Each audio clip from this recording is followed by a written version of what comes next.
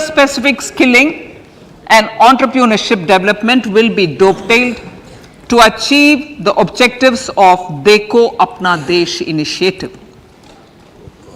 This was launched as an appeal by the Honorable Prime Minister to the middle class to prefer domestic tourism over international tourism.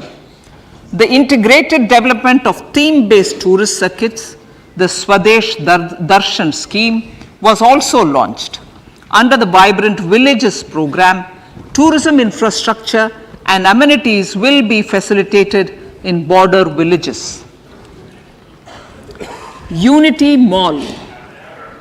States will be encouraged to set up a Unity Mall in their state capital or most prominent tourism center or the financial capital, promotion and sale of their one district, one product and